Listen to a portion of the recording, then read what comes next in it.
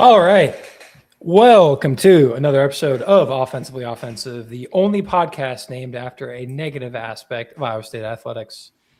Joined with me, as always, Tom Turner, Nate Schuster, and to start a little change of pace this week is David Braga, who's going to help us break down the Iowa State ladies losing in the Big 12 tournament to Arizona State, a quick exit from Kansas City. David, we'll start with you. I hate to ask how you're doing, but I'll ask anyways. How are you? Yeah. Well, wait. I thought you said this is offensively. Are you sure this isn't the post game? That's what this is, right? But yeah, treat like that. Yeah. Just it was. You worry about a slow start when you haven't played in 4 or 5 days like Iowa State had, especially with Arizona State having played yesterday. I did not think a 17-2 deficit to start the game was going to be in the cards tonight, and it was. And when you go 7 minutes without scoring a basket in the first quarter of a game, you're probably not setting yourself up to give yourself a chance. And really never got within 6 or 8 the entire rest of the way. I mean, it was not pretty at all. Wow, and honestly, he didn't even say how he was doing either. So tells you what kind of night we're in for. Well, I'm doing pretty good. I'm watching Macy Comito just light up Bishop Heelan right now, so it's going good. Well, I hoops too. Tom Turner, Nate Schuster. We're gonna get to the men's hoops in a little bit here, but boys, how we doing? I mean, I'm in the same boat. I'm mad for multiple reasons because I'm always cheering on the women's team. Part of Iowa State, you always want them to win no matter what. Number two, I was gonna go to the game tomorrow with my parents in Kansas City. So now that's just not a thing anymore. Brutal. You'll have other chances, though. So if you live in Kansas City, something tells me you'll have other chances throughout the years. Maybe. Yeah. Nate, what about you? We're back to when we kind of merged with Cyclone Fanatic, where everybody's kind of negative again. Back to our roots, right? Hell yeah. It's we've had better weeks. I mean, we had a 1 seed high with the men, and now we might be a 3 seed. But yeah, we should probably start with the women first, since that's kind of fresh in everybody's mind. Yeah. Go ahead, David. Just go. I'll try to keep it as quick as I can, since I got to work at 4 a.m. tomorrow. So I'll try to wrap this up quick and get out of everybody's hair. But yeah, as you can see there, 17-9 in the first quarter. It was 17-2 at one point, and never really got the offense going at all. It was rough. The start of the first quarter was basically lob it into Audie Crooks in a triple team and turn the ball over. I think we had 6 turnovers and 2 points in the first 5 minutes of the game. So it was not a good start at all. And then Arizona State went cold to close the first quarter, and we got a couple buckets, laid a 3 from Kenzie Hare to get it to 9. But yeah, when you start a game down 17-2, you got to shoot your way. You feel like you got to shoot your way back into it. And Iowa State just wasn't able to connect on anything from deep. 7-36 from the perimeter is just not going to get it done. It was eerily similar to the men's game against Arizona. Like, you felt like they had opportunities and they had good looks, and just nothing was going down at all. It didn't matter who shot it. Sydney Harris had 2 or 3 open looks in the first quarter. Kenzie Hare had the one make in the first quarter, had a couple good looks later in the game that just didn't fall. Ariana Jackson kind of surprised me. I mean, she had a bunch of open looks early and couldn't connect on anything. And Addie Brown's shooting is officially a problem. I know she's still coming back from that injury that kept her out for 2 months or whatever, but you can't go 2 of 11. I mean, you want your shooters to shoot, and originally I was fine with her still taking shots, even if she wasn't making them, to get her shot back. But when you go 4 of 14 and you start the game, I mean, she was 0 of 4 to start the game from deep, and none of the 4 were particularly contested. I mean, they were open looks from the top of the key. And when you start the game 0 for 4 like that, yeah, you want her to keep shooting so she gets that confidence back. But right now it's just not there. And I know, like I said, I know she's lingering from that injury that she had, and she's still really important to this team. But right now the shooting in the offense is just not there at all. Do you think this is a talent issue or a coaching issue? Like, no, when you watch the game, this is a coaching issue. It's a coaching issue. I have felt like through the last 2 years, I have been very hesitant, especially with how long that Fennelly has been here, to be on the fire Bill Fennelly train or on the he needs to, maybe advance the program to somebody else. But it's not a talent issue, guys. It's really not. The offense, it's just so stagnant. There's not a lot of motion. There's not a lot of movement off of the ball. It's, somebody sets a pick and then Jada either drives to the basket or, they try to lob it up to Audie Crooks or, it's a drive and a kick.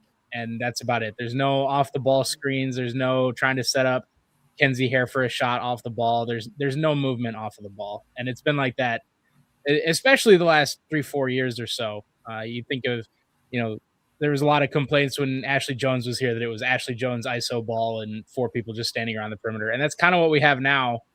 And it feels weird to say because we get so many assists on our shots and we get so many, I think we lead the Big 12 in assists per game and we, have these such good offensive numbers. But a lot of that's, when you do get those one-on-ones with Audie Crooks, she is just going to make them. And when you don't get that and you have to try to set up an offense because you're getting double teamed and triple teamed down low and you're not running the scheme for anybody else, you run into problems like you have tonight against Baylor, against, Oklahoma State, where you just get run out of the building. And I refuse to believe it's a talent issue. Maybe that's just on me being stubborn about it, but I really don't think this is a talent issue. We have a comment in the chat from Pat saying this team with so much talent, just a waste, no leadership. Finley needs to go. Do you think there isn't really a true leader or you see a lot of leadership with this team? The problem is I feel like the leadership doesn't come from the players on the floor. Like Addie Brown's a leader on this team, but she was out for a while. And then, it was kind of like the coach Addie Brown was, she was on the sideline with the clipboard and with the notebook and everything. And now she's back on the floor, but it doesn't really feel like that leadership is carried over to being on the floor. I still think she's really important to this team. I feel like she is kind of the leader of this team. But when she goes to the bench or when she's having an off night like tonight, like you need somebody to be able to take over the game.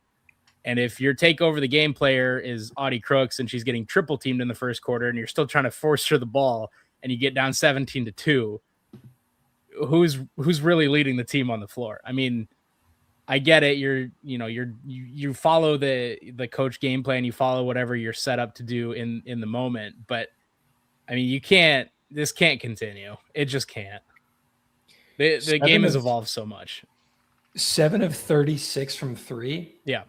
I mean, quality looks like grade the overall. Yes. They were probably, if I were to take those 36 cumulative shots and say, an A+ would be there were 30 of them open. It was probably a B+ or a B+. Okay. I mean, they were open looks because you had a lot of, like I said, you had a lot of Jada Williams, coming off a screen and you had them coming off a screen and, there was a lot of driving and kicking and there were some, you get an offensive rebound and that's the dangerous spot if you're a defense is you give up the offensive rebound and the kick out. I mean, there were definitely times where, like I said, Addie Brown, the first 4 looks were all top of the key, relatively open off of a screen and just couldn't knock them down. And it's, it kind of is what it is. And you kind of just have to live with it. And, hopefully, you want to say that those shots are going to fall because you've seen it all year. I mean, Ariana Jackson's close to she's a 40-50% 3-point shooter and she went 2 of 9 tonight. I mean, you're kind of you're not necessarily in the Milan range, but you're also kind of in the Milan range where if Ariana Jackson's shooting the ball, it's probably a good shot. And tonight she just went 2 for 9. And like you said, I mean, you make 3 more of those shots, you're looking at a tie ball game. So I'm hearing that the glass floor was to blame. So just whispers in the ether. Yeah, that's my tinfoil hat theory, actually. All 3 teams that played yesterday have won today. And I don't know, Nate, if because I don't know that you ever played on a glass floor, but I can't imagine it has 0 impact at all if you're playing on it for the first time compared to somebody that has played on it just the day before. Do you think that has any? You'd think it has to do something. Because I have noticed the last 2 days that there has been a lot more slipping. There have been a lot more travels called. The floor seems a lot slicker with this finish, this glass. The play that I saw that looked weird So Jada shot the 3 that toilet bowled in and out with, it was like 68-59, maybe something like that, right before we hit a 3 on the next possession.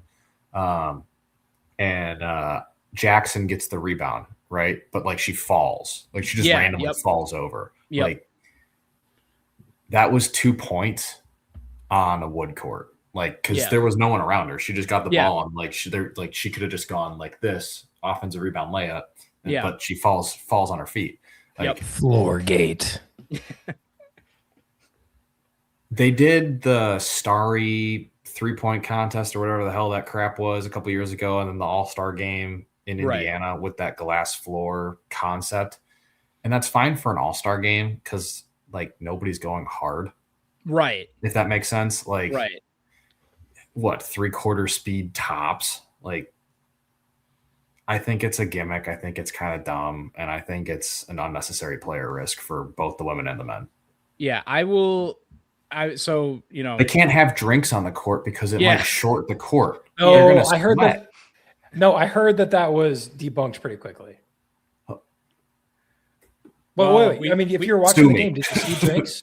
No. Did you see drinks when you were watching? I wasn't paying attention to the first row. I don't. Okay. I'll be honest. But I did see that we have the LL State sponsorship there in the on the baseline. That was pretty cool. But yeah, I don't know how much of a factor that plays, but I have noticed that it does certainly look like it plays differently than a wooden court. And I do wonder how much it plays an impact if you've played on a surface like that before. Now, obviously, Iowa State, you know, you have 4 quarters to kind of adjust to that, but I do wonder how much that plays into a start like that. Now, obviously, you can't turn the ball over that many times in the first quarter, but I do. There is a part of me that does wonder how much of an impact that'll play, and I guess we'll see kind of tonight. Colorado plays Kansas, and then throughout the rest of the weekend and into next week, we'll kind of see how that plays. But it's definitely there's a little smoke there. I don't know if there's a fire yet, but there might be a little smoke there. I just hope we get back to reality and play on a normal court. Like it's all going to be glass soon, I'm sure. Yeah. So, David, what do you say to people? A couple comments here, like this seems to be a reoccurring theme with the late season collapse. Like, why do you think that is? I mean, you hate to just say the injuries, but I do think that has to play some of this factor. I mean, we saw Jada Williams had to leave the game for a little bit today. She hit her head on the floor. She had to go out for a little bit. Obviously, Addie Brown missed some time. Ariana Jackson missed some time. You had some people come in that were playing extended minutes that maybe they weren't used to. And it just, you know, again, like I said last week, and thank you, Sean and Nate, for going over my notes from last week. But, you know, you hate to say that that's an excuse.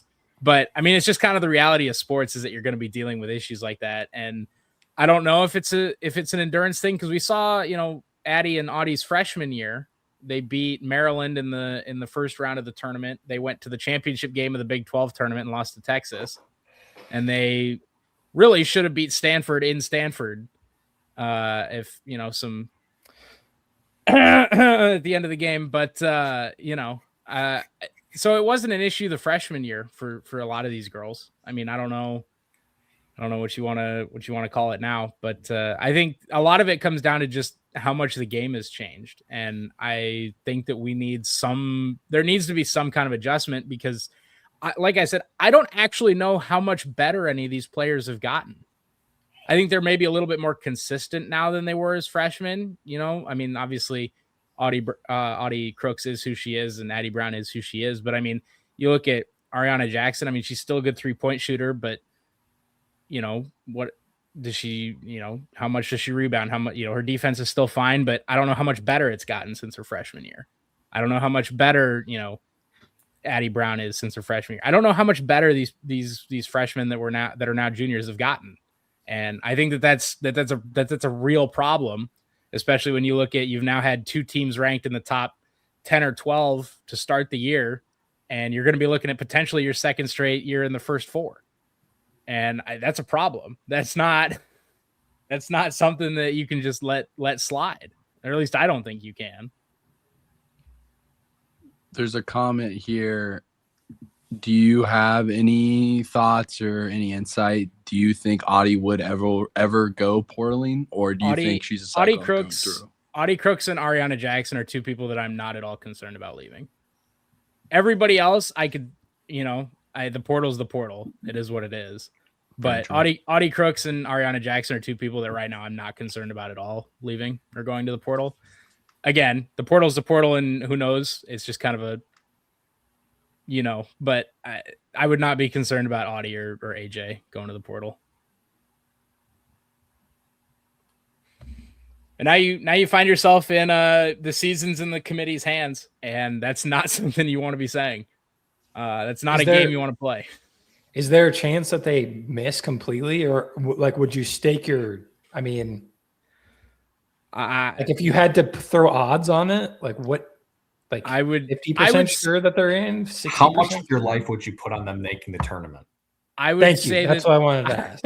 I would say they're probably 70% guaranteed in. Okay. But there's a very real chance that they're in the first four. Place to bet. Which again, 11 seed. Again, maybe a little good news. If you are in the play-in, you do have to play an extra game, but you do avoid the 1 and 2s. Not exactly the best news because you got to play in the first 4. Spin zone. I love that spin zone. You're now playing a 6 if you get into the tournament. So who knows? It's certainly something that again, like I said, you never want to put the faith and hands of your season into the hands of the committee, but that's kind of where we found ourselves now 2 years in a row. And I was not sure that they were going to make the tournament last year and we were a play-in team. I'm very, like I said, I'm 75% that they're in the tournament, but it would not shock me at all if they're a play-in team. Although Kansas State winning helps. Kansas State winning helps. So this is where not exactly. All right, you heard it here first. David would put 3/4 of his life on Iowa State to make the tournament. This is gonna be a brutal pod when they don't make it. When I show up next week with one arm, it'll be like Futurama. It'll just be the head of David. Yeah, it'll just be, yeah. When I show up as a head in a goldfish, that's right. Whatever you want to call it, bowl. It's. David, how'd it go? Not good. Not good. Not good, guys. Not good. But I bet a pinky that they made the NIT. Yeah, there you go. Yeah, like inchworms over. Yeah, inchworms along the top of the bowl. Yeah, that was impressive, Nate. You got a hidden talent there. Don't ever do it again. But that's a hidden talent. 10 years of piano. Yeah. So, oh, jeez. David, what else? You get to riff. This is your start, so yeah. Well, I think we've covered pretty much everything in my notes. The other thing that I did want to point out, not only was Audie getting triple teamed the entire first quarter, and we still kept trying to force her the ball. I don't know if you guys saw this. Audie Crooks was 0 for 1 in the first half today. I saw she had 1 shot attempt. And 0 for 1 in the first half. I finished with 21 though. Did finish with 21. Wait. And again, 9 of 13 from the free throw line. She did miss 3 in a row that were pretty critical, but her free throw shoot, that's the one thing she has gotten better at. She is a better free throw shooter now than she was as a freshman. So as someone who didn't watch the game, who's box score watching and is hoping to get smarter by listening to you all. Yeah. Did she not get touches or did she not get looks? She did not get looks. No looks. Okay, so they were still. It wasn't like they weren't pumping it to her. No, they were certainly trying to get her the ball. It's very, very much like a Bill Fennelly team. That if you've watched any Iowa State women's games over the last 2 years, the first 5 plays are throw it to Audie and see what happens, and then you go from there. Good. It's good offense. And generally, it is. Yeah, but when a lot of the first possessions are throwing into a triple team on the block. Not only do you limit yourself in turning the ball over a bunch, but you also, there's not a lot of room down there. So when you've got 4 people all going after the ball in one spot, not the most efficient way to try to do that. Looks like he's the shadow from the hat. Yeah. I think that's just crazy that because like watching the end of the first half into the second half, you're just expecting a timeout from the coach that happens basically in any sport where they rip on their team and say, hey, like do it the right way, aka feed our best player the ball and give her a good entry pass to make her shot selection a lot easier. And yet one shot is crazy. Yeah. Well, and I'm not the master. I'm not the arbiter of correct timeout usage, but it seems to me like you'd want to use one before the game is 17-2. No. Especially when you're 7 minutes into the game and you've made one basket. That's only in football. I mean, you can take them with you. You can take them with you. Oh, so we get them on the first tournament game? We get those? Yep. Okay. Be good to go.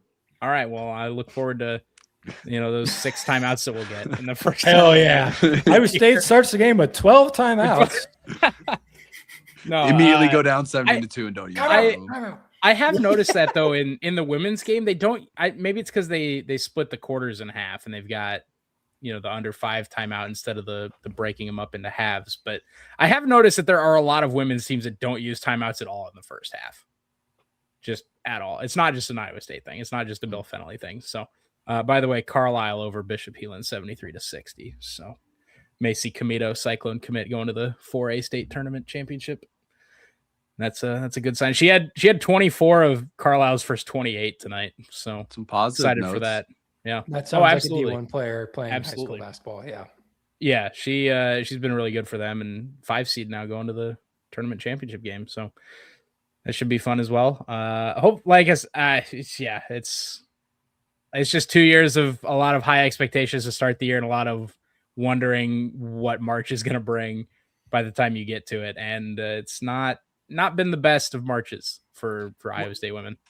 I have a conundrum. Okay. So what if Pollard goes to Fenley tomorrow and he goes, Bill, assume they lose in the first round or second round, whatever. Yeah. They don't make it to the second weekend. He goes, Bill, tell you what, I fire you tomorrow, but you get a statue.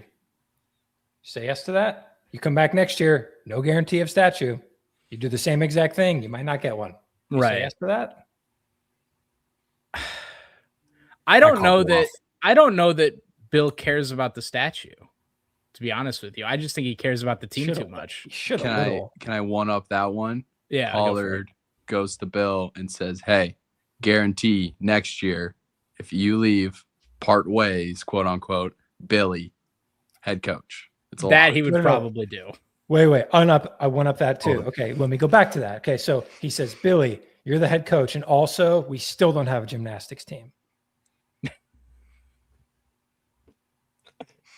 Ouch. That's a good one. I'm not sure about that one. I think Bill would be more likely to take it knowing that Billy would be the coach than he would be that there was going to be a statue outside of Hilton. What is the vibes around that situation? Do you think Billy is a lock in terms? I think to me he probably is. Now whether that's the actual correct decision or not, because I know there's a lot of people that want that whole staff. The comments do not want that to happen. I can tell you pro Billy in the comments. I don't have the comments open, but I can tell you that the Iowa State fans do not want that to happen. And there are a lot of people that want that entire staff minus Emily Ryan off of the coaching staff if they fire Bill Fennelly. Please welcome back Wayne Morgan, your Iowa State women's basketball. There was a commenter, Jerome Tang. He is available. Jerome Tang. Just saying. Oh, this is also true. I seeing this in the YouTube comments. Don't need to spend it when you got 17 clock issues. They stopped the clock 5 times in the first half. 2 of them were to review to see if it was a flagrant or not, and 3 of them were because the referee belt pack thing was interfering with the clock, and it was randomly stopping the clock. So again, going back to Floorgate, all those extra electronics in the building screwing up the clock. It's the infrared reflecting off the floor, the glass floor, screwing up everything. Yep. It's all a hoax. There's also 51 fouls. We live in an illusion. The Matrix is real. 51? 51, which is just a little bit Oh of my women's God. basketball, but I think the Tom, floor- I hadn't even seen that. So Which can't I blame me do- for bringing up the officials. I do want to say, like, I think that goes for both women's and men's. When you have tournaments like this with a team that got to play yesterday and a team that didn't get to play, somebody's used to a style coming in from the past 24 hours and one team is not. I think the paces are mixed up a little bit. And if you have a crew that's going to call it somewhat tight, you're going to get a lot of fouls, a lot of hand checking. I also That like, on top of a lot of how women's basketball is played, I think the 51 fouls kind of just happens. yeah. I think 51 is now the most in the Big 12 tournament, but I did see that coming into this game, there hadn't been a game there'd been one under 30. So, I mean, if you don't shoot 19% from three, it's a lot. We're talking absolutely. a game. Absolutely. Like I said, you make 3 of them, it's a tie ball game. I mean, obviously the math doesn't play out perfectly like that, and you can play the what if game however you want to. But I mean, you go 10 of 36, and this game is tied. And even that's a pretty poor shooting night from the Iowa State women, and as far as three-pointers go. So I don't know. I kind of want to just chalk this one up to you're playing on an unfamiliar surface against a team that played yesterday and has the momentum, and you just miss shots that you normally make. But this is not the time to be losing a game where you miss shots that you normally make when you've been teetering on the 8-9 line, and now you're probably teetering on the first 4 line. So I don't know. I guess we'll see. Selection Sunday coming up. Brutal finish to the year for the ladies. There's still hope, but man, it sure doesn't feel like a lot at this point. Again, you're almost hoping for that first 4 now, though. Get off of those 1 and 2 seeds.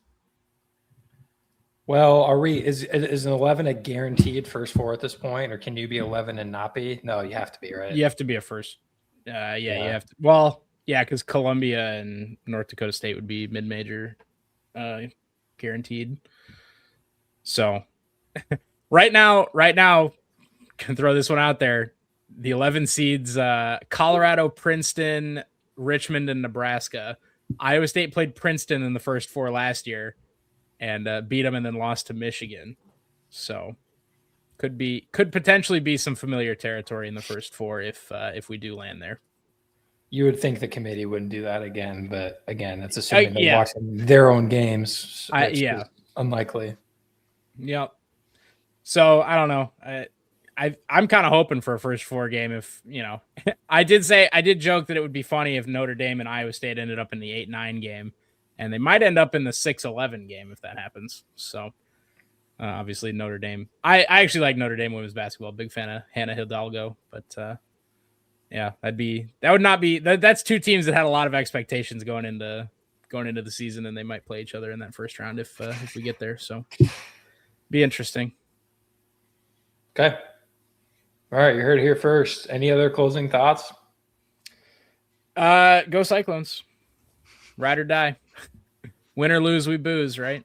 That's cheers. Nate's got something drawn up too. So yeah. David, thank you as always for joining, making me feel smart about women's basketball. You're the man. Appreciate you. Appreciate it, guys. Have a good show tonight, fellas. Thank David. You very much. Thanks. Okay.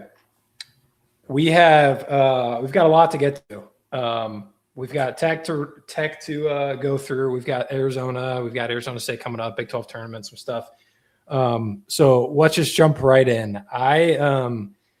Texas Tech, I need to tell the story of Texas Tech real quick. I had a wedding that I was at during the second half-ish of that game. So I live in Dallas, and so I'm in North Dallas. I was sitting down in South Dallas for a wedding. And so I was watching on my phone in the car for most of the first half to get down there.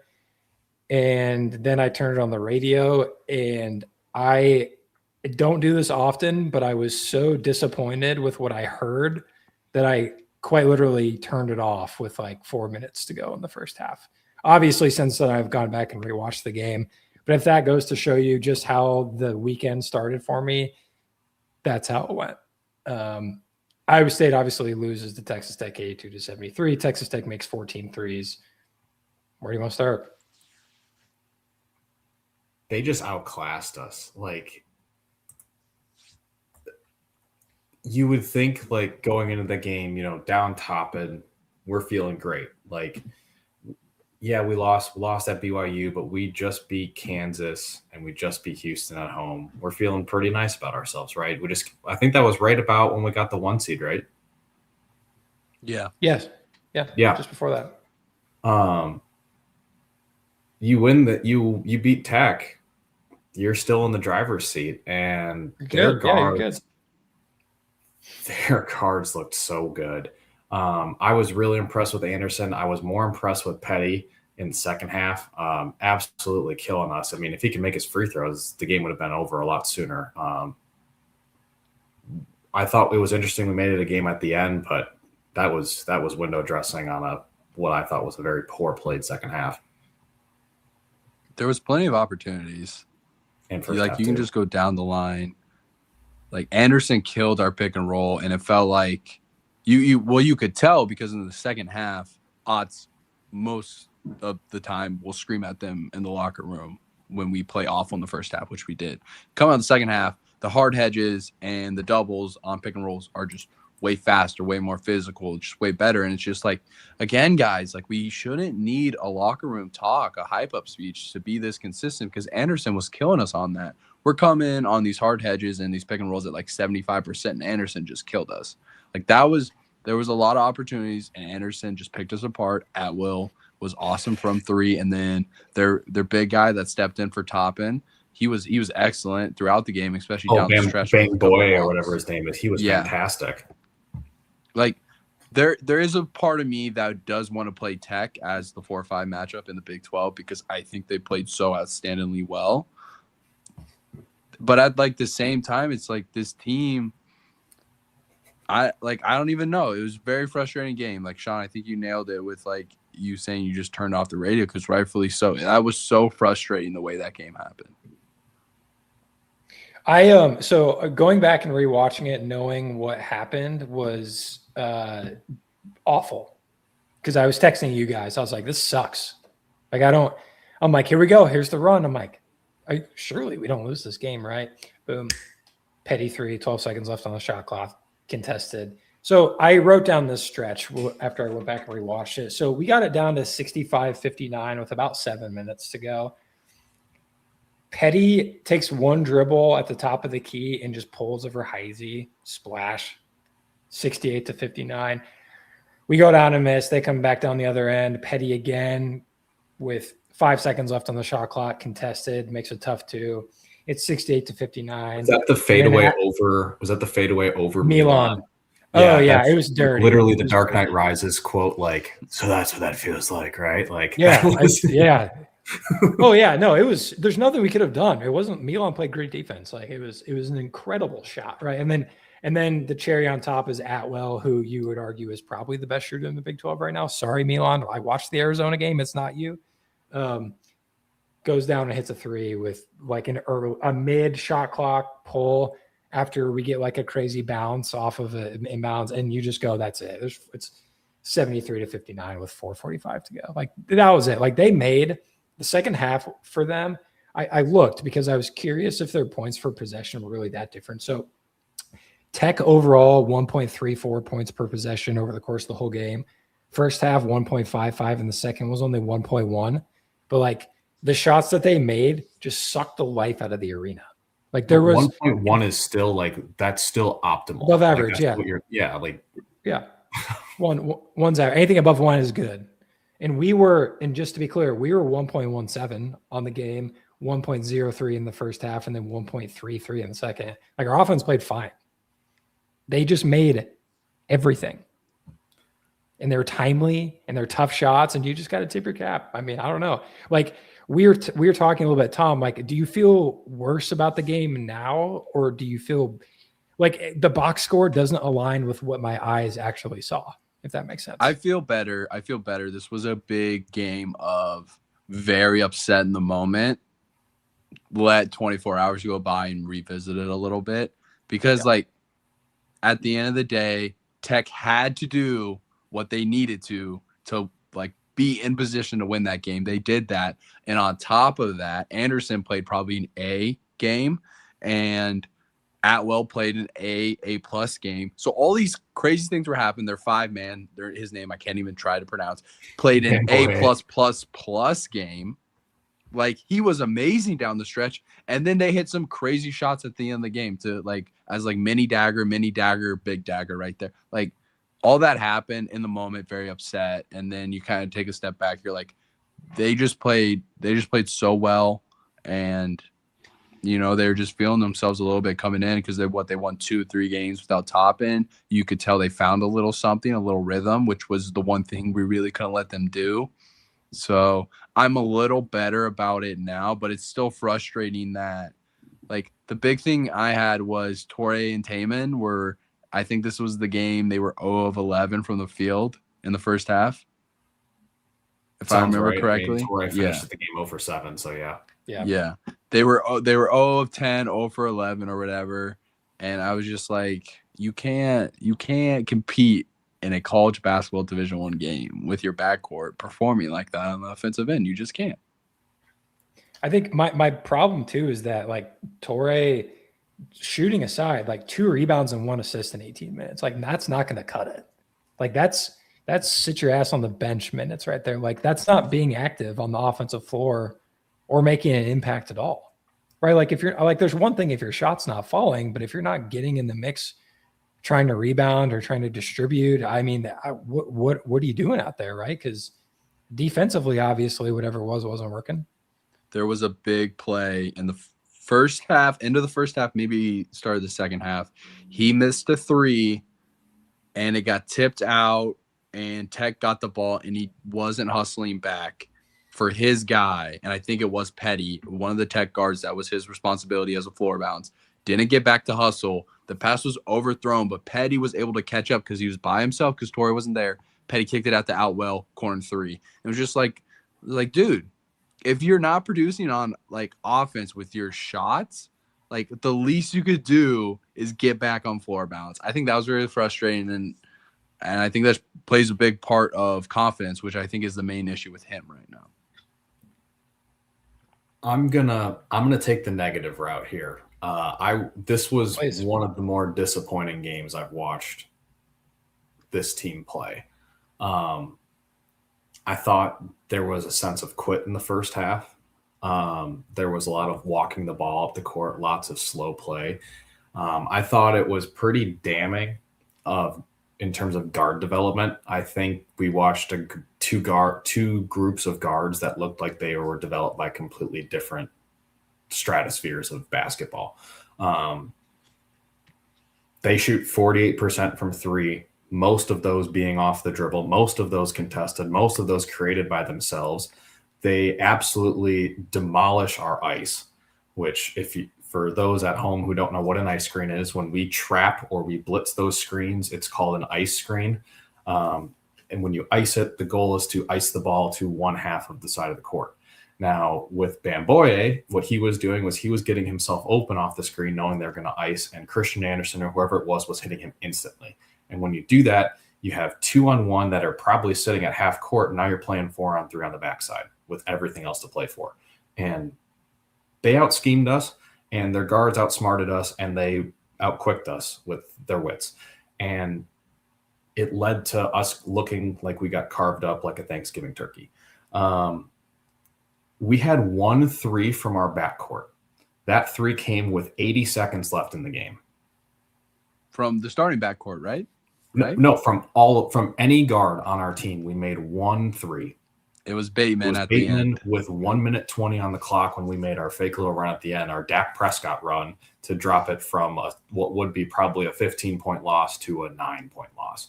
Hell yeah. I'll never trade that fake run. That was fun. 10 seconds that happened. It's Dak Prescott yards when he's getting blown out in the fourth quarter and he's going deep every play.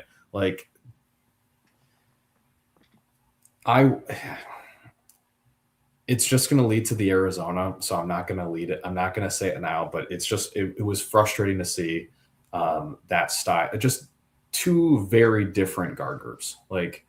Christian Anderson is a first-team caliber conference guard. He probably won't get it this year in the Big 12 because of how good the Big 12 is. He might still, but Flemings and Peterson and all those guys are barriers.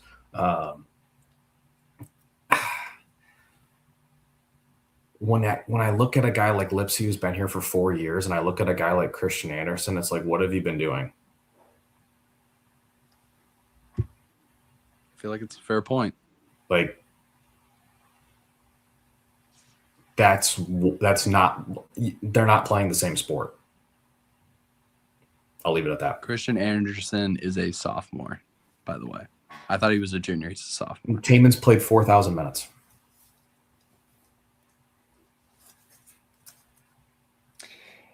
Anyways, Iowa State 6 more field goal attempts, but 31 of 53 against 23 of 59.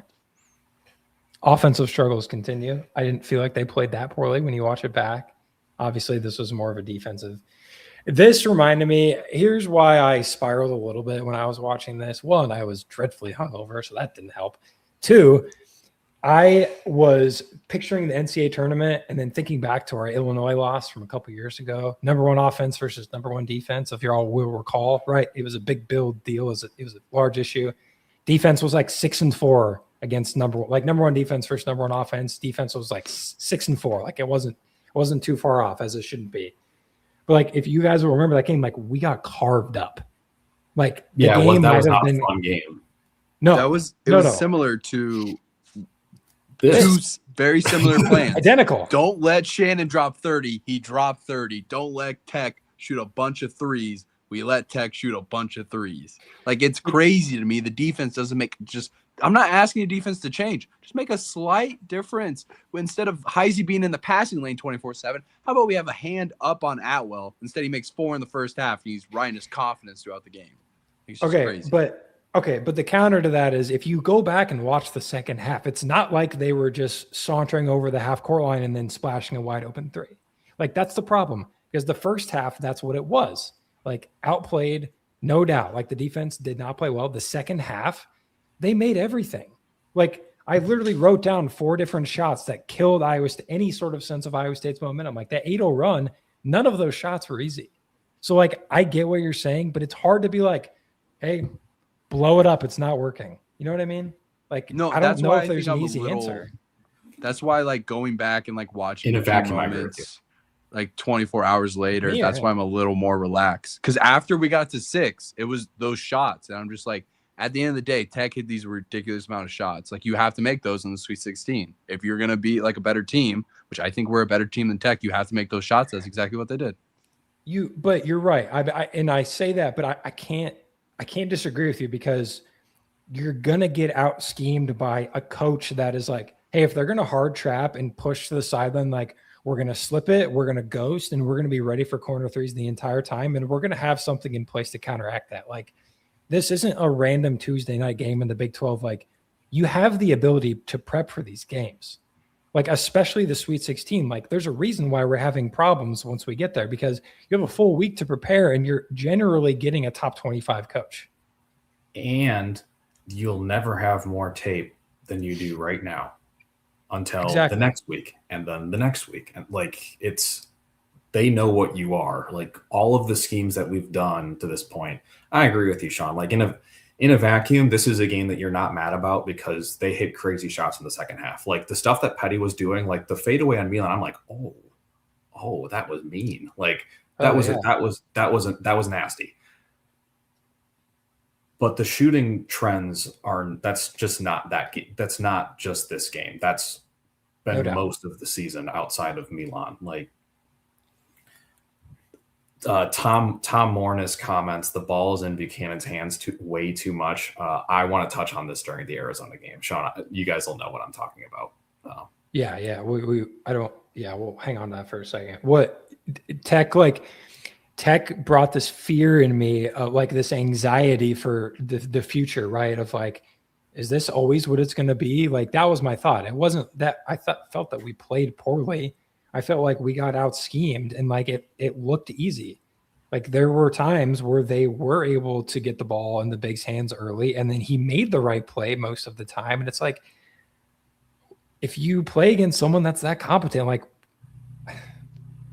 I don't know. I think I I'll don't know. push back a little bit on that. Ben Boye is a good example of that because he's not the best player, I would say, and he played fantastic. But Christian Anderson's an All-American next year if he's not an honorable mention right now. He had some crazy passes while he was being iced or hedged or Taman was up in his face making a swing pass to the corner. I thought Christian Anderson, along with the scheme, was the big takeaway. It was that and then our starting backcourt. Christian Anderson made it look so easy compared to Torre, who we thought was our best freshman in how long, to now nobody wants him to play. And Taman, who's been there for 4 years now, and still every time a three goes up, I'm like, is this the best shot right now that we're shooting? Like, I thought Christian Anderson was the reason, like 60% they won the game. I thought the scheme was fantastic, but guess what? You have to execute the scheme. And that's exactly what they did.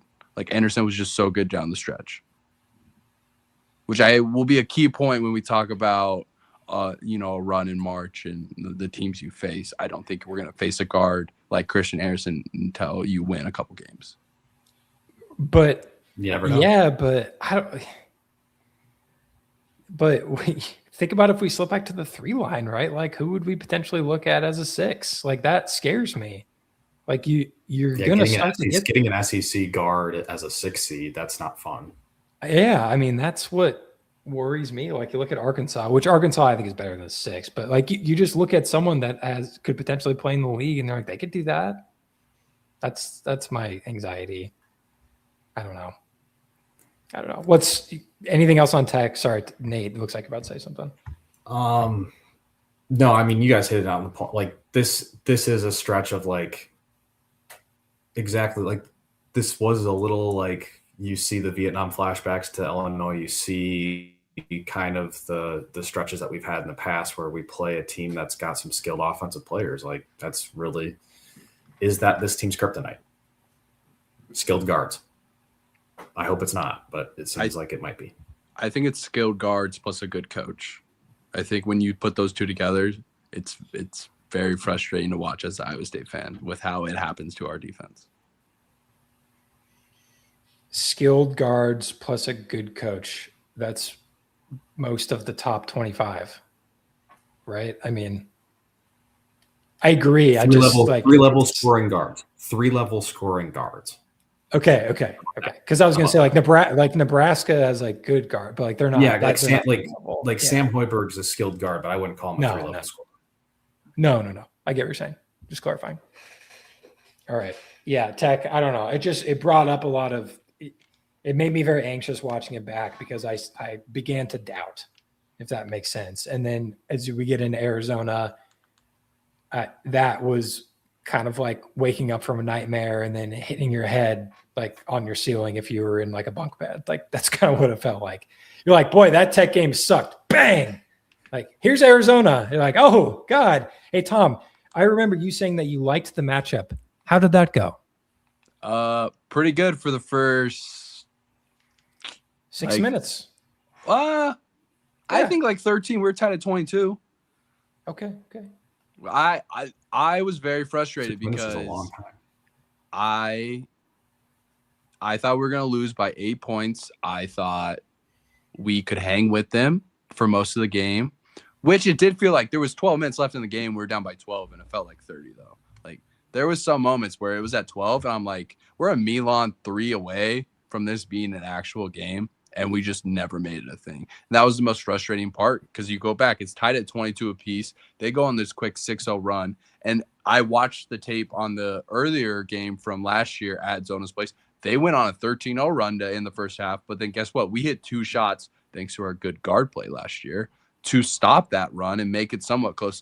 This year, no. We just, like, I was so frustrated with how that game worked out because we came out firing. We came out physical. I thought Buchanan played well, and it looked like everything was going right in the direction of, hey, we can compete with them when it was tied at 22. And then all of a sudden it just didn't happen anymore. Like, it was so weird to see that we were in that game and then we just weren't, like, with the snap of a finger. I bet us to lose by 14. Felt great.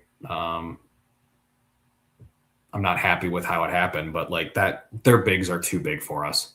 like Owaka coming off the bench and getting 10 and 12, and the transition Obor that he had in, I think it was the beginning of the first half. Krivas is huge. That's the best center we've played all year. I mean, Sean, would you agree? Like, oh, I have a stat for that. Keep going. Keep going. oh, sweet, because he demanded two to three every time he touched the ball. He made Buchanan look just tiny. Man, I mean, same sort of deal. Like, what are we doing with our shooting? Like another 23%. I mean, Bateman played well, but guys, like this was not a scheme issue. This was a Jimmy's and Joe's beats the X's and the O's every time. That is a national title team. Karchenkov scored 0 points, and he's probably better than anybody on our roster. Do you remember that comment from 2 weeks ago that was like how to make Iowa State not a dark horse anymore? Well, you don't play like this with a contender. That's number one. Okay, so Krivas is their most important player. He's not their best player, but he is their most important player. Because if they lose him, they are a great Big 12 team. And they're a great team nationally, and they're still top 15, top 10. With him, they are a top 2 team. And I guess with the way things are right now, they're a top 3 team. Like, they're in the mix. One of those 3 teams is going to win the national championship, and they're one of them because of him. So two things, right? Like, the Buchanan stuff with the drop coverage, save that for 1 second. What I found, because I was trying to see if I could like quantify how this went. I was just looking at blocks and stuff and see if I could find some kind of something to quantify how good he was. And the stat tracker does track layups, and Iowa State was 5 of 17 on layups. Arizona was 5 of 10, just to put that in comparison. Rim protection. I mean, that's 24 points off the board in a 26-point game. Or no, 16-point game. Yes. I mean, again, you make half those. That's all you're looking for. Like, it was ridiculous. And some of the finishes, like Fran, of course, did a great job of pointing out how Lipsy had to finish off balance most of the time just to try and get something up on the backboard. And he did a nice job. I thought Lipsy played pretty well for the most part against Arizona. He was the only thing we had cooking on offense. But like, Jefferson was clearly bothered. Buchanan was a non-factor, but played well on the glass. Like, people didn't want to go in the lane. I don't blame him. He's 7'2". Like, this isn't something that you have to deal with. Like, he made positionally, I think that's what makes him different. Like, Badunga is more athletic, but like, I think he loses an inch or two. I think he's 6'11" versus 7'2", whatever. But positionally, yeah, right. But positionally, Krivas was in the right spot all night. And if you don't trust Iowa State to make a 3, then you're going to play off of Buchanan, which is where half of our offense goes. And then you top lock Milan, and then you have nothing going for you. I'll be quiet for a bit. No, that was a great job. You don't have to be quiet. The biggest thing I was mad at was Jefferson, because like we were talking, the shots weren't falling, and it's not like they were being schemed up good defensively either. They were there, and they just weren't going down. So you're like, well, we have to go inside then. And it's not a Krivas, just go inside, and you hope something happens, even though our off-ball movement behind the arc hasn't been great all year long. But the biggest problem for me was Jefferson, who faced Sinak, a great freshman, over a week ago, had 12, 6, and 5 on 4 of 10 shooting, and he hit a 3. Now, I thought Sinak is a better defender and rebounder than Koa Pete is, and Koa Pete's still coming off that injury. Pete is more physical, but Sinak has that crazy wingspan, and I think he's better defensively overall. And we go into this game, and Jefferson just doesn't learn. Like, this was the first game I was mad at how bad Jefferson played, because it wasn't about spacing. It wasn't about other defenders helping out. Jefferson did not learn from his mistakes. He missed a couple hooks from the left or the right, and he just still went at it. He didn't realize it wasn't working. Nothing was generating from it, and he just kept continuing to do it. And somehow, once again, it was a 12-point game. We were in position to be in position, and Jefferson would go down the lane with a left hooky off of Koa Pete right by his side, and nothing happened. And it was so frustrating because he finished, I think, 12 or 2 of 17 from the field. Like, when do we learn? Like, he is an All-American, and me and Nate were talking about it off camera. I think he's a second-team All-American. He'll probably be third team. this is an all American player that just didn't learn throughout the game. Like, that is so frustrating. But I guess my question is, what were you hoping that he was supposed to do? It was, I think, connect with Milan more. Instead, when he went down, it was immediately not ISO, because I don't like using the word ISO, but it was, I'm going to go down the paint, and if I get in my spot, I'm going to shoot no matter what. And it's not, instead, hey, can we keep the dribble while looking for passing, and can we look for back cuts? Because the shots aren't falling from deep. But if we can get you on the block, still holding your dribble, we can create something from that. We can at least do a Milan handoff, because Milan's getting nothing behind the arc with everybody's having to work through. The least I asked was just to generate something down low, because the layups weren't going either. We were too scared, and it just didn't happen. He shot 2 of 17. I think the foul troubles hurt Jefferson. Not being able to really get into a rhythm of the game hurt a little bit. Do I think that's the entire problem? No. There's 15 other things that happened. We don't have a back to the basket big. Yes, that can compete against a 5 like Awaka or Krivas. We don't have somebody that's effective. Yeah. So getting post looks is not in the cards with this team.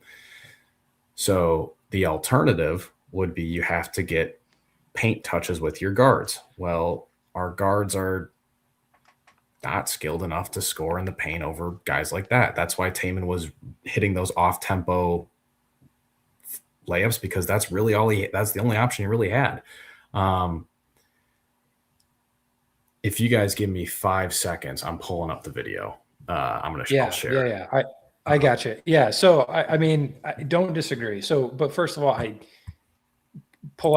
Jefferson is a back to the basket option. Like he's still elite, right? Like I get, but not against 7-1. But Nate, who is against 7-1? Like that's a really small 7-footer section of like. But plate is 7 feet tall. Like But do you get what I'm saying though? Like that's not, it can't be an option. So you have, like, if that's not an option, you have to scheme it somewhere else. Yes. So there has to be a counter to it. That's what I'm complaining about. It's not that Jefferson can't do it. It's that there has to be, like, it wasn't working. Like that's where I'm angry. Yeah, agreed. Yeah, I mean, the reason why this game, I think I can speak for everyone when I say this, is because we are further away than we thought. This was the barometer, and we had this game circled all year because we thought that it would mean something. And it turns out it did. It was just so that we couldn't play for a double bye or not. Like that, which sucks, because you play for you. Like, it's one thing losing to Tech, and it's one thing losing to Arizona. But when you pull up the sum of our losses this year, and you start talking about TCU and Cincinnati, you're like, what? We're like, what are we? Like, this game, I think, was supposed to tell us if we were ready for something, maybe, and if this team was like geared up for a run or something to give us an inkling that we felt like this team could make the Final Four. And unfortunately, I do not have any faith in the world right now that that's going to happen.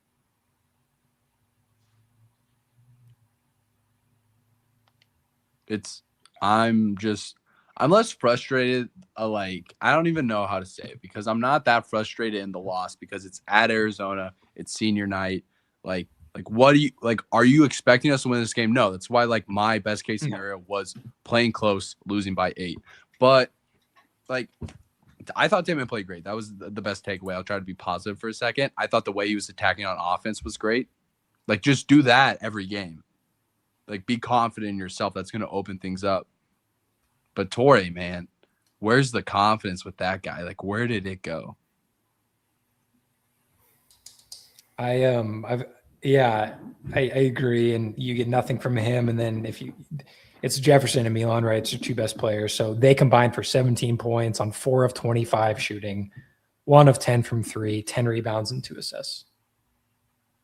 Like, you're winning 0 games with that stat line from those guys, which sucks, because Arizona, they were ready for it. Like, we talk about Tech and why that's scary. Like, Tommy Lloyd's like, great. Like, Milan doesn't touch it. and then we have a 7-footer. Like, good luck. Yeah, and So, if he gets in foul there you trouble, go. they have another backup. But yeah, the video's not working, but I'll describe the situation. So it's 13-25 in the second half, and we get on our benches going like this to run the set. And it's a basic half court. We're walking the ball up. We cross half court with 21 seconds on the clock. We pass the ball to Heisey, and then we pass the ball to Buchanan, and nobody has done anything. And we're looking here, and now there's 10 seconds on the shot clock, and nobody's moved. Nobody's moved, but we're running our stuff. And the possession ends up with a rushed 1-pass-3. We get the offensive rebound by the grace of God. We get the ball back, and then we kick it out of bounds. Like, it was the encapsulation of that game.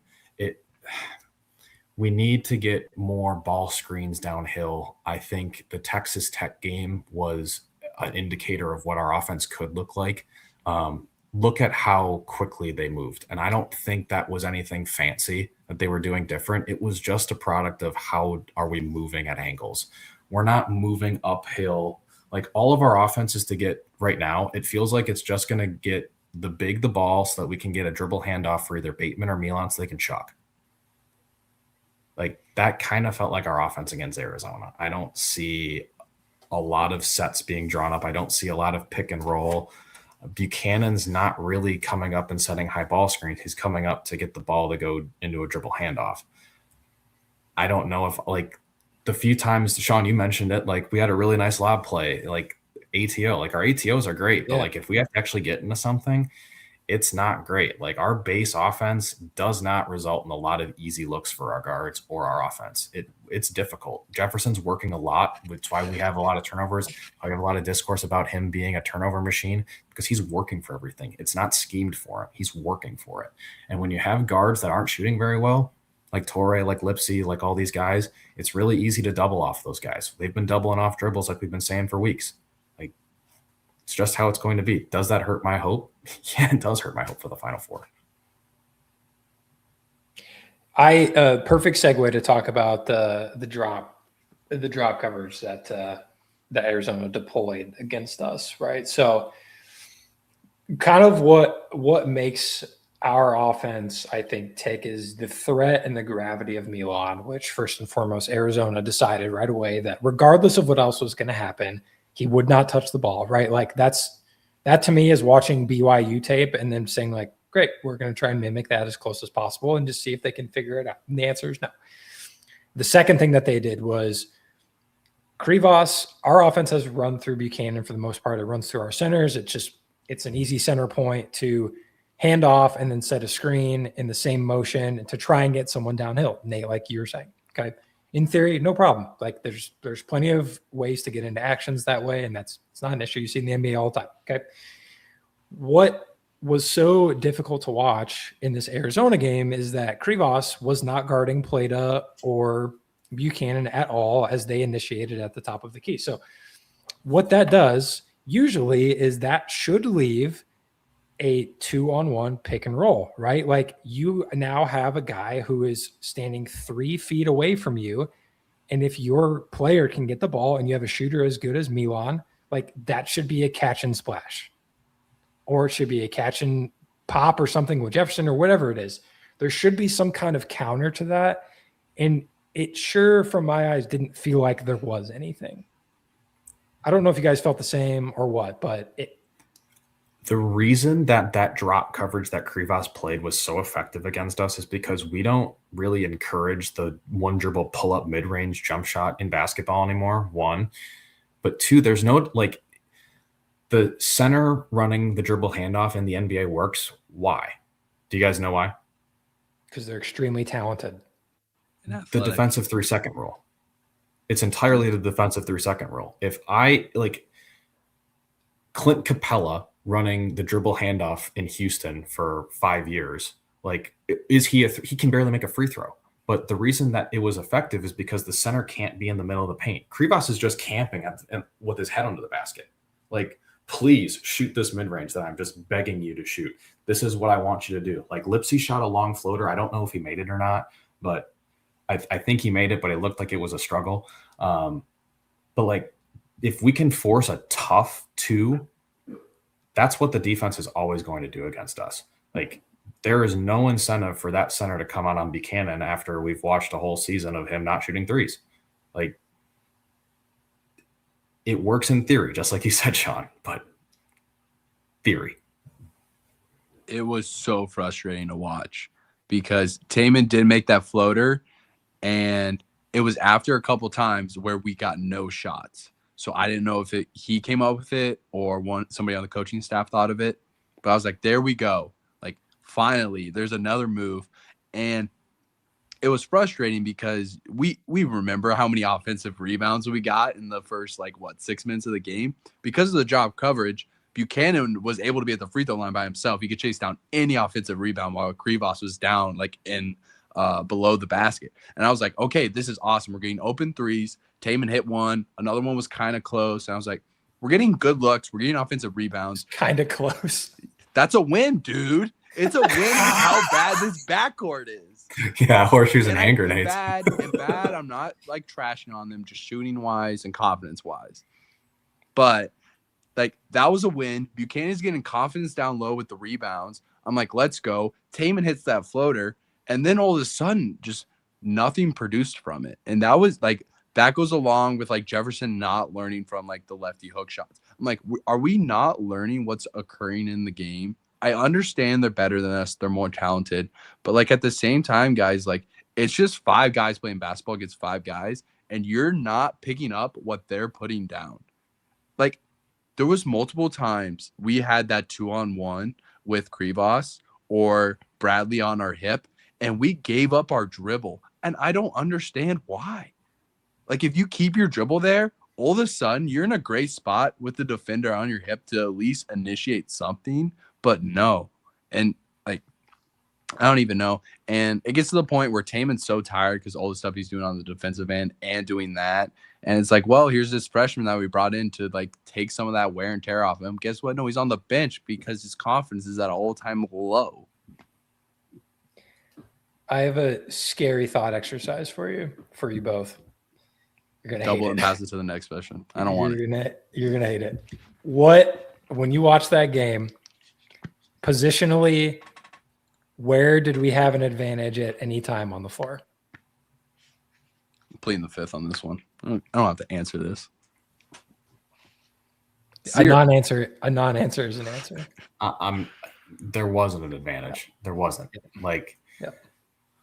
Even the closest one is Taman Lipsey and Jaden Bradley. That's the closest one, probably.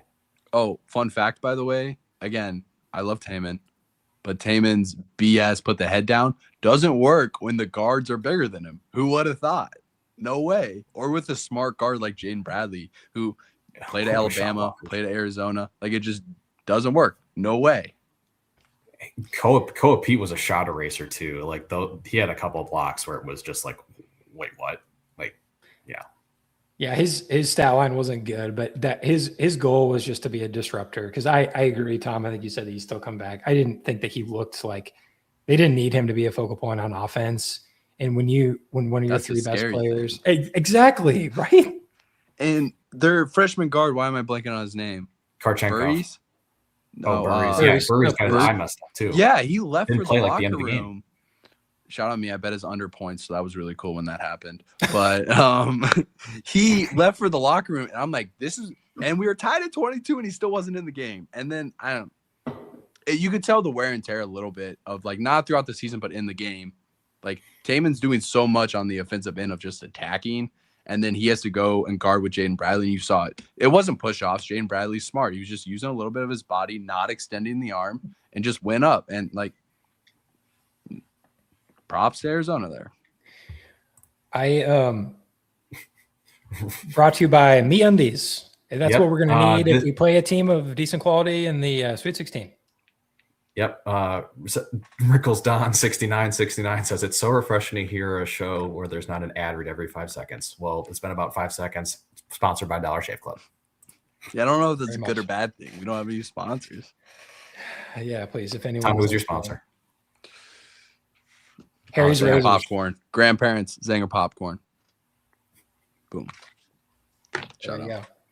I We talked about the rebounding thing a little bit before the game, because Arizona has only been out rebounded once all year, which is, by the way, unbelievable when you say that out loud. A college basketball team has been out rebounded one time in the amount of games that they played. So we at halftime, I texted you both, and I was like, pretty good rebounding half, right? And everyone's like, yeah, looked pretty good, right? Crashed the boards. Looks like we had something. And I was like, okay, well, we're losing the rebounding battle by 1 still.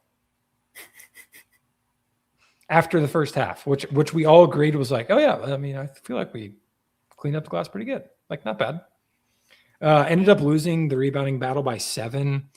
But here's the thing. Like, we missed a gajillion shots. Like, again, if we shoot 29% from the field, we go 19 of 65, which is just disgusting. You win We 0 missed- Big 12 games. Yeah, we missed 17 more shots than Arizona did. So, like, it's easy to get caught up in we lost the rebounding battle. It's like, yeah, because we literally took 17 more shots than they did. We missed, I mean, that's how many more we missed. They had way more opportunities than we did. So I thought that was interesting. I mean, 10 assists on 19 made field goals versus Arizona's 14 on 22. Like, offensively, I didn't feel like they were that special. Defensively, their length was so disruptive. As Fran said, length and girth were so disruptive that we could not get into anything. He said it. I pointed out in the chat, and no one responded. I said, Fran just said length and girth. He's been saying some crazy stuff this year. I don't know what's gotten into Fran. He's fired up. He's not in the Big 12 championship game anymore. He got How booted. old is he? Is he getting close to Social Security? Is he just starting to like just not care anymore? I don't feel it. He's got to be in his mid-50s. His kids are in their low 20s. I'm pretty sure. You know how old he is? 64. Damn. Wait, He's what? Oh, 67. that's full. No, Yes. I don't like that. He can It's stat that stat. take it as the work. Damn. He looks good for 67. Shout out Fran. Looks great. I love Fran. All right. We've got Taman senior night on Saturday. Really kind of limping into this one. Is it okay to admit Taman is in the same universe as Monte and Tinsley? Yeah. I think the Purdy comp is perfect, I think, for Taman. Nailed it. So I think Lipsy and Purdy are right there when it comes to how fans will treat them. 4-year legends that help bridge these gaps in these programs to bring them to something that we hadn't seen before, or at least in a while. B, reckless at times, but loved for their hustle and their grit and their heart. And then C, at the end of their tenure, I think people are a little bit like, yep, we've seen this one before. What else can we do to kind of take this to the next level type of thing? So I think it's really complicated, but I think it's actually a pretty decent comp. I'd agree. If you can comp football and basketball, that's pretty damn good. Yeah. What do you guys have on Arizona State? Anything? Job problem. This is Nate's guy. Problem. Buck. Future Buck. Yes. So watching the Hawks game last night, Hawks-Bucks, I'm feeling great. Like Bucks don't miss a 3 in the first quarter. We're up by a ton. Like Giannis isn't even playing. It's the second game back. They lose by 18. Okay, so they're up by 18 to end the first quarter, and they lose by 18. So, and it's to the team that's like the Hawks are the last team in the play-in, and the Bucks are playing to beat in the play-in, and they've played 60 games already, so they're running out of time. 4 games back, another 5. So, but which one of you sent that in the chat today about Job? It was me. Oh my God. That is a problem. He's 7'1", shooting step back threes off the dribble. Why are we allowing these Euro guys to come over? This is not fair. This is not fair. Like I thought I keep thinking we've seen the best NBA guy we've seen, and I think he could be better than AJ in terms of a matchup mismatch for us. Yeah, I don't want to see Plata guarding him. Be real with that. That's a pass. No, he scored 10 plus points since January 27th. And for center on a team that's not that good, so like your guards aren't always feeding you the ball. It's pretty impressive. Yeah, he's been good. He just scored 19 against Kansas, against Badunga. So that worries me a little. Killer. Like Yeah. that's a two-headed front line. Blake had 9 points in the first half against those guys. I'm not worried. Hell yeah. Finished with Oh, 11, but we focused on the first half with that stat. I don't know. We had a lot to discuss about Arizona and Texas Tech. The one thing that I think we do need to call out is the Big 12 tournament scenarios. I would say nobody hang their hat on jumping to a 4 seed. There's like an 8% chance is what all that's been given to us. Did you see the guy tweeted today, like the Excel sheet of every possible outcome scenario? Yeah. And if you just look at the Iowa State ones, it's 8% is the highest we're going to get to be able to jump to the double bye. So I would start to mentally prepare yourself for a Wednesday 11:30 tip. I believe the main thing in that jumping to a double bye is Kansas State going to Allen Fieldhouse and beating Kansas. But Correct. the Wildcats are hot. They're 1-0 in their last one. So who knows? Bang. Bang, bang. tang. So tang. Well, we could get someone to mop the floor, keep the glass clean, I guess. Yeah, if Kansas there's City. ever a time to get a mop. Yeah. Actually, more like a squeegee if it's glass, like a shower Yeah. cleaner. Ugh, I don't like it. A lot of time on his hands. Sure. All right. Going for an hour 15. I think we're good. Anyone else? Closing thoughts, either of you? I got one. So I want both your opinions on it. Start the game. Arizona State is not that great, though apparently we just aren't that great anymore either. But first play of the game, can we run something for Torre, for confidence, for vibes? Remember, I think it was after the Cincinnati loss. We went 4 straight games of like the first 5 possessions, like 4 or 5 of them were ran for Milan.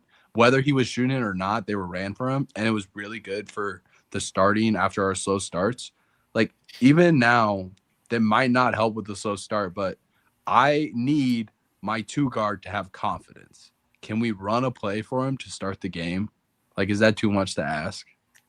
It's going to be really hard for him to do that when Buchanan's starting in place of him. What? Torre? Yeah. What do you mean? I'm saying it's going to be really tough to run a play for Torre when he's on the bench and Buchanan is starting. You mean Bateman? Yeah. Did I just totally have a stroke? Did I just mix those two? Yeah, up you said both times? Buchanan. I thought I was having a stroke. Sorry. It's getting late. It's past my bedtime. I'm just saying it's going to be really difficult to run a play for Torre when he's on the bench and freaking Bateman is starting. Okay. Jeez Louise. That was so hard. I'd be fine with it too. Again, nothing against Torre, but if Bateman on the floor to start for the first 4 minutes of the game gives us a little more spacing, helps the offense start to gel a little bit, I'm all for it. I think you could get away with a Toure, Heisey, Jefferson like initiated offense with the bench unit. I think that's not an awful option if you move Bateman up. Yeah, well, saying it out loud, I don't love it, to be honest. But if it's your bench, if it's your bench, like, not that it's better than if it. Yeah, I don't know. It's what we have. There's no trading in college basketball, so there's nothing you can really do at this point. Like we always say. No. Hey, Tom, you watch it. Sure did.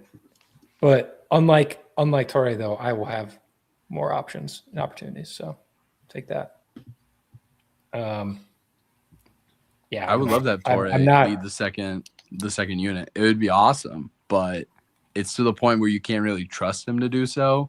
Because if he comes in for Taman at that under 4 or that under 16 media timeout, then it's Yeah. like you can't trust him initiating the offense. So now it's Jefferson. You can't lump in Milan because he's not getting the ball. So it's literally just Jefferson to once again do everything. That's when he gets tired, and that's when turnovers happen. Like, it's just the rolling ball effect. We're not going to make that. I was just joking. We're not adjusting the starting lineup on March 5th. Like, I would be very surprised. But why not? Come on. Yeah. Why isn't Dom Nelson playing? Guys, he deserves a chance. He ruined the free throws. We were 13 of 13, and he missed one. Did he? Yeah. Which, hey, positive vibes, ending the show. We're getting better at free throws. Mhm. Now, did we have to sacrifice winning basketball games to do so? I'm not going to comment on We that. can shoot free throws. But we can shoot free throws now. Who's So good at really losses. winning? Yeah. Jackson, why don't you, hey, listen, if you're going to chirp, why don't you show your face and get on here and talk to us instead of just commenting from the rafters? You got the StreamYard login.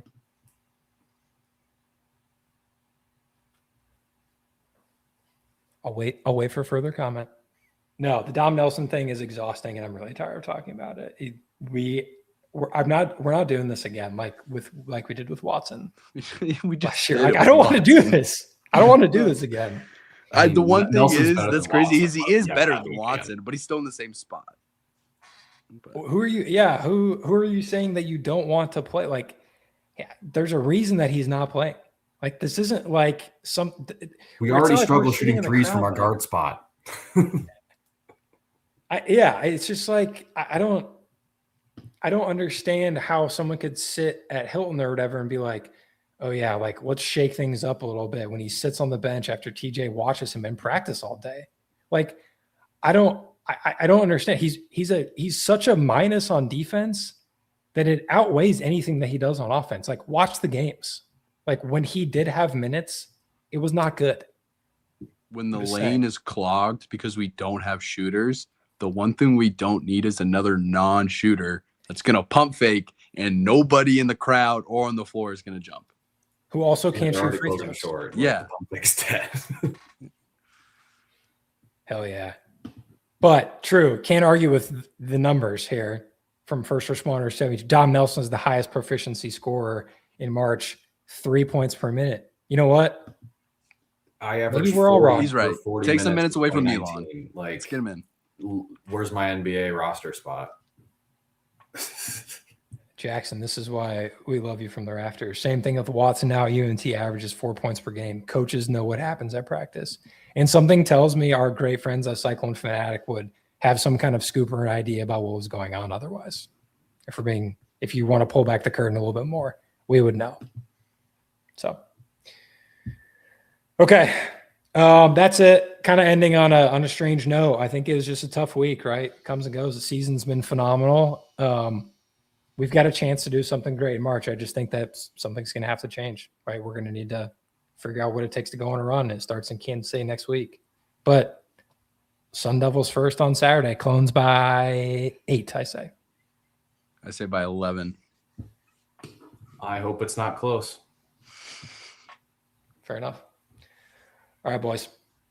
Great pod as usual. We are going to be back on Monday to talk through the Big 12 tournament, right? Monday. And then next Monday, we're going to do the big time deep bracket dive, look at Iowa State's opponent. Sunday, you'll get kind of the initial reaction pod from everyone. Cycle Fanatic will have that same thing going on.